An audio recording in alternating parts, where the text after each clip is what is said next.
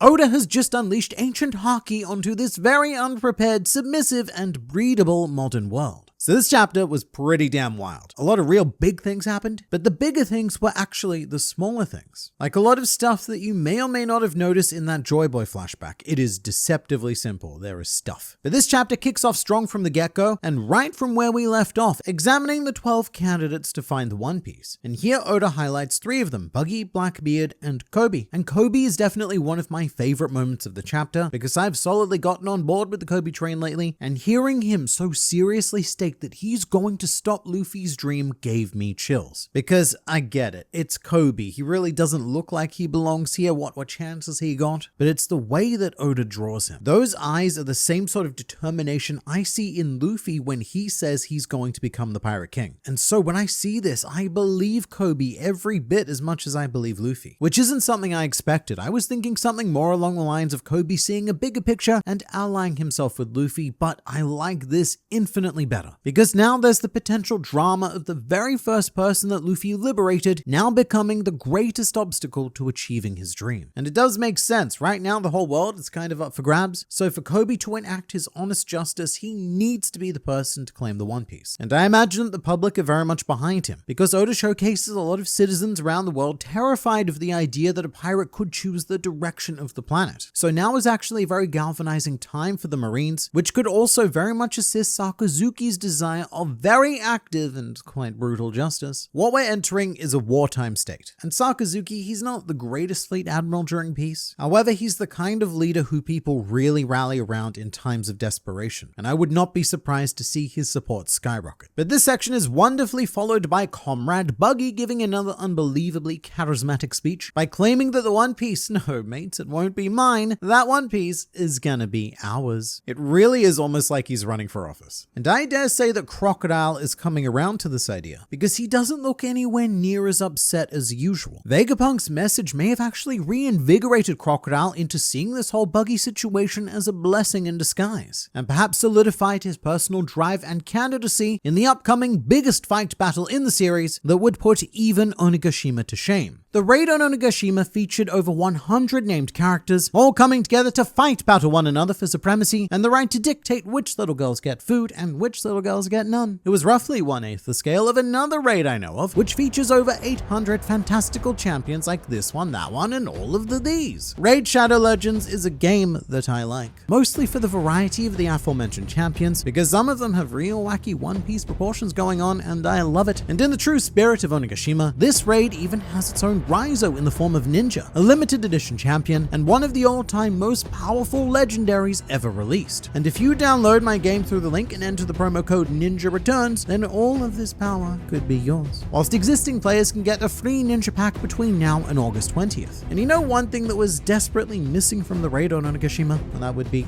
delicious prizes. And this raid has not made the same mistake, as you can win a VR headset, a handheld gaming console, and a drone by heading to wefinallyplayedit.plarium.com, then entering your player ID and uploading a video of yourself playing the game, with the top 12 submissions winning the aforementioned prizes. Plus, you can click my link or scan the QR code to get a huge starter pack with Light Worm from the Sacred Order of Kicking in the Butts of Your Enemies, and after reaching level 15, you'll get another starter pack with Epic Juliana, who will similarly decimate the posteriors of the people you don't like. These two champions are only available through my link and my QR code only, so they're very special, as are you, which is why you should come find me under the name Grand Line Review and join my clan. There's really not a whole lot more to say. Raid is a really fun game, and feel free to prove me right or wrong by trying it yourself. But for now, it's back to you, me. But here's something that I'm very disappointed about in this chapter. When we catch up with the Blackbeard pirates, Caribou is not in a barrel, and this is outrageous. Although probably not from his perspective, this is probably quite a nice change. And if anything, the Blackbeard pirates definitely treating him better than the Straw Hats did. Even though Blackbeard does state that he'll kill him if the information isn't good enough, but Caribou just so happens to know the locations of 2 ancient weapons, so I think that he'll be just fine. But I'm gonna skip around a bit now because I need to talk about this Joy Boy flashback, which is extremely exciting because this is our first true window into what the world looks like during the Void Century. Previously, we've only seen abstract glimpses of history told by unreliable narrators who were definitely not there, but this is a clear and proper vision of the past. So this flashback, right, it seems so simple, but it is packed with a ridiculous amount of detail. To start with Emmett, there are two wildly interesting things about him. And I originally thought that I was going crazy when I saw this because I was like, how did I miss this?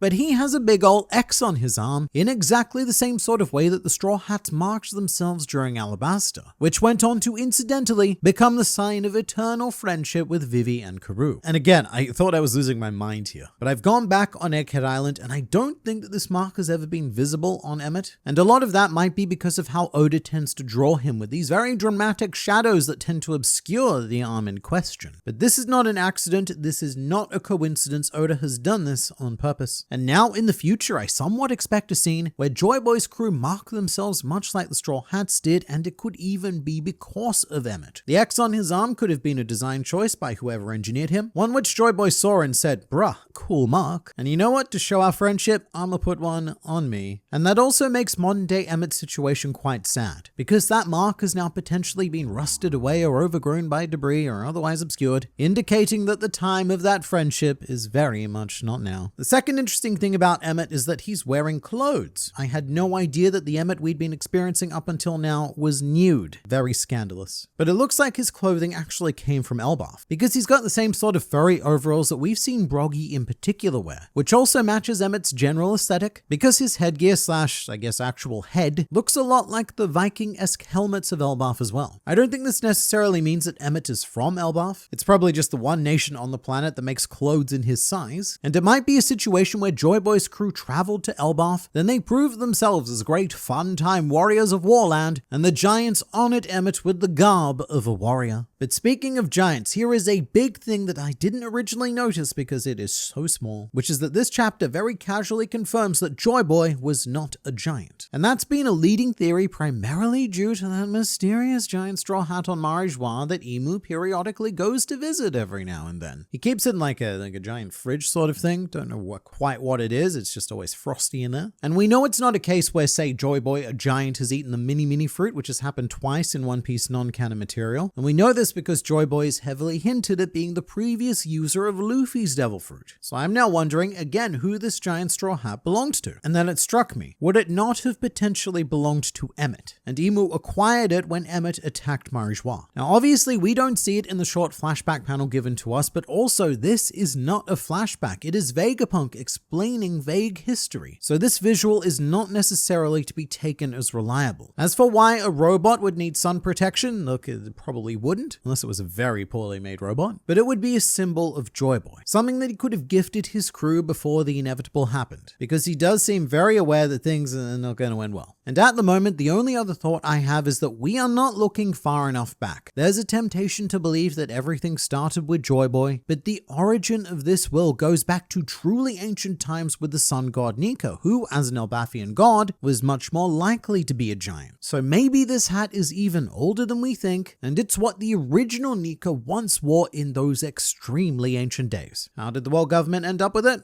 Dunno. But also, if it didn't belong to Emmett, the answer to that and also many other questions is still dunno. By the way, did everyone catch that Joy Boy is sitting on a suspiciously cube-shaped object that is very evocative of a poneglyph? It's just such a sharply cubed object in an environment that is otherwise very not cube-friendly. And it's also pretty much smack bang the exact right size for a poneglyph compared to a human, assuming that's now what Joy Boy is. Which indicates that this flashback does occur in the final days of Joy Boy after the great scattering of the mystery cubes. But here's a crazy thought. What if the island we're seeing right here is Laugh Tale? And when we get there, this is a final poneglyph with a message from Joy Boy waiting for the lucky person to find it. And as for the content of the conversation, it's about making sense of the chaos that just happened with the knot, as Joy Boy appears to have infused his disgustingly powerful haki into it, and we'll talk about that with the Egghead stuff in a bit, because Joy Boy was clearly just on a different level to anything else we've seen. But this knot concept isn't new to One Piece, it didn't just come out of nowhere. We actually first saw it after Nami was seen to Witheria, and while there she got very sad and quite quite a bit violent. So to cheer her up / calm her down, old mate Harada said, "Oi, oi, oi, oi, look at this wind knot," which is a really cool device because the wind knot had 3 levels. You undo 1 knot and it creates a lovely gentle breeze. Then you undo 2 and it becomes a powerful gust. And then on the 3rd one, you create a full force gale. And I can't help but think Joy Boy only did 1 knot. Imagine if he did 3. So magical knots are nothing new, but there is something very comforting about using a knot because knots represent safety and stability. So for Joy Boy to be handing Emmett a symbol of safety is a pretty solid maneuver when he's claiming that, "Mate, I'll protect you from beyond the grave." And the last detail I'd like to explore with the flashback is Joy Boy's leg, which looks extremely thin, particularly compared to his other leg, and it's got me wondering if Joy Boy had a peg leg. Other than the eye patch, that's probably the most stereotypically piratey thing possible one could have.